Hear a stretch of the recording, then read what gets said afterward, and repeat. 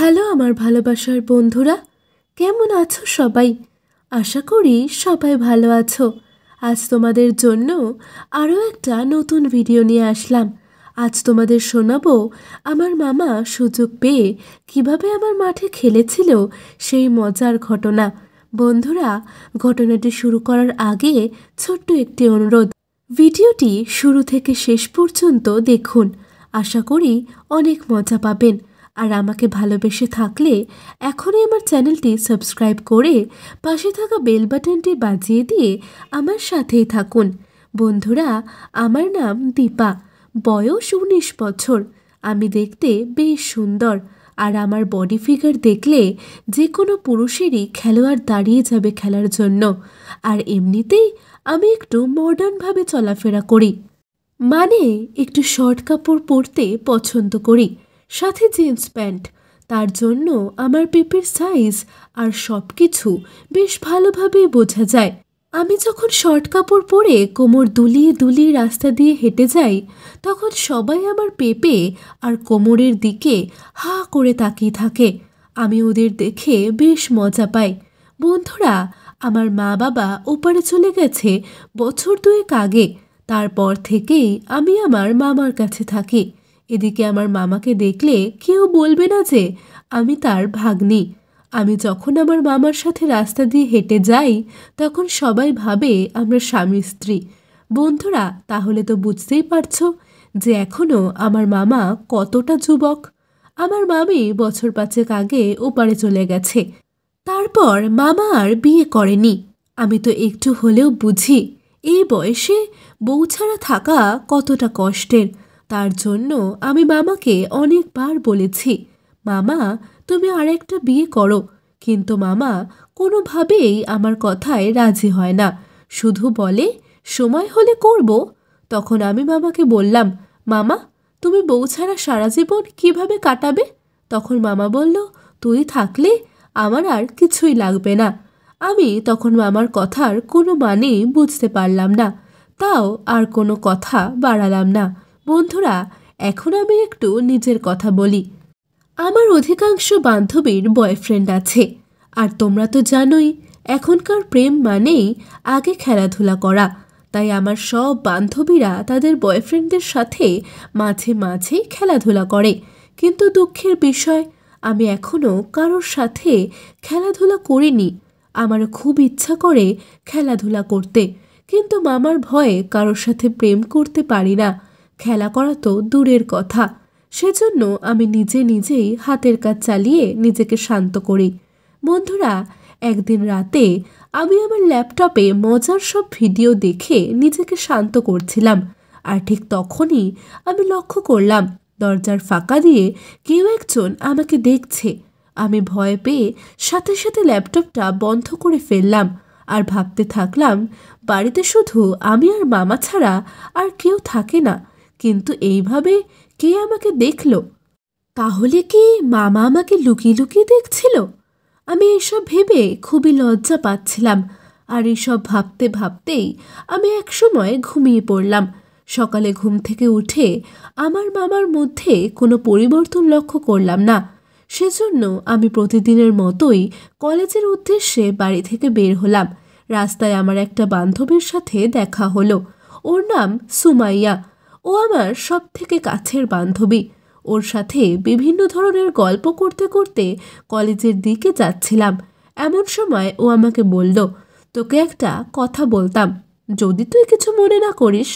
আমি বললাম, কি বলবি বল, আমি কিছুই মনে করব না। তারপর ও বলল, কথাটা তোর মামাকে নিয়ে। তখন আমার মনে আরও বেশি কৌতূহল জেগে উঠল। তখন আমি বললাম, এত ঢং না করে কি বলবি বলতো? তখন ও বলল, আমাদের বাসার পাশে একটা আবাসিক হোটেল আছে, জানিস? তখন আমি বললাম, হ্যাঁ জানি তো, তাতে কি হয়েছে? তখন সুমাইয়া আমাকে বলল, কালকে তোর মামাকে দেখলাম একটা মেয়েকে নিয়ে ওই হোটেলে যেতে। এই কথা শোনার পর যেন আমার মাথায় আকাশ ভেঙে পড়ল। আমি বললাম, অসম্ভব, এটা কখনো হতে পারে না। আমার মামাকে আমি অনেক দিন ধরে বিয়ে করতে বলছি, কিন্তু সে বিয়ে করতে রাজি না। আর সেই মানুষটা এইসব করবে, এটা আমি বিশ্বাস করি না। তোর দেখতে হয়তো ভুল হয়েছে, তুই হয়তোবা আমার মামার মতো অন্য কাউকে দেখেছিস, আর সে আমার মামা এটা হয়তো ভেবেছিস। আমি ওর কথা বিশ্বাস করতে পারলাম না। বন্ধুরা, আবাসিক হোটেলে একটা ছেলে আর একটা মেয়ে কি করতে যায় তা তো তোমরা ভালো করেই বুঝতে পারো। এরপর আমি কলেজ শেষ করে বাড়িতে এসে শুয়ে শুয়ে ভাবতে লাগলাম, সুমাইয়া যে কথা বলল এটা কি ঠিক? তারপর আবার ভাবলাম এটা কখনো হতে পারে না, সুমাইয়া হয়তো ভুল দেখেছে। এইভাবে আরও কিছুদিন কেটে যাওয়ার পর হঠাৎ একদিন সুমাইয়া আমাকে একটা ছবি দেখিয়ে বলল, এই নে দেখ, তুই তো আমার কথা বিশ্বাস করিসনি। ছবিটা দেখার পরে আমার মাথায় যেন আকাশ ভেঙে পড়ল। আমি আমার নিজের চোখেই বিশ্বাস করতে পারছিলাম না। ঠিক তখনই আমি কলেজ থেকে সোজা বাসায় চলে এলাম। এসে দেখি মামা এখনও বাড়ি ফেরেনি। আমি মামার জন্য অপেক্ষা করতে লাগলাম আর রাগের কারণে ফুলতে লাগলাম। তারপর দুপুর 3টার দিকে মামা মার্কেট থেকে বাড়িতে আসলো। তখন আমি সোজা মামার রুমে চলে গেলাম। মামা আমাকে দেখেই বুঝতে পারল যে আমি তার উপর খুবই রেগে আছি। তারপর মামা বলল, কি হয়েছে, এভাবে রেগে আছিস কেন? তখন আমি বললাম, মামা, আমি তোমাকে কতদিন বলেছি যে তুমি বিয়ে করো, কিন্তু তুমি আমার কথা শোনো না, কিন্তু যা শুরু করেছ এটা কি ঠিক? তখন মামা বলল, আমি আবার কি করলাম? তখন আমি মামাকে ওই ছবিটা দেখালাম। মামা ছবি দেখা মাত্রই চুপ হয়ে গেল।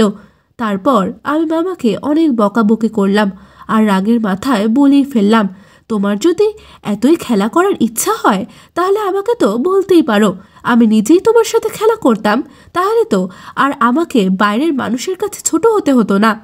তোমার যখন খুশি, যতবার খুশি আমার সাথে খেলা করো, কিন্তু আবাসিক হোটেলে যেও না। এসব কথা বলেই আমি মামার রুম থেকে বের হয়ে গেলাম। তারপর রাতে যখন আমি ঘুমাতে যাব ঠিক তখন মামা আমাকে তার রুমে ডাকলো। আমি মামার রুমে যেতেই মামা আমার হাতটা ধরে তার পাশে বসালো। তারপর বলল, দেখ দীপা, আমি এতদিন বিয়ে করিনি শুধু তোর জন্য। তুই রাতে যখন ল্যাপটপে ভিডিও দেখে হাত দিয়ে নিজেকে শান্ত করিস, আমি সেটা প্রতিদিন দরজার ফাঁক দিয়ে দেখি। এরপর থেকেই মনে মনে তোর সাথে খেলা করার স্বপ্ন দেখি। সেই জন্যই আমি এখনও বিয়ে করিনি। আর সত্যি কথা কি জানিস, আমি লুকিয়ে লুকিয়ে তোর গোসল করাও দেখি, কিন্তু আমি তোর সাথে খেলা করব এই কথা লজ্জায় মুখ ফুটে বলতে পারিনি। কিন্তু আজ দুপুরে তুই যখন নিজেই বললি খেলার কথা, তখন ভাবলাম আর দেরি করা ঠিক হবে না।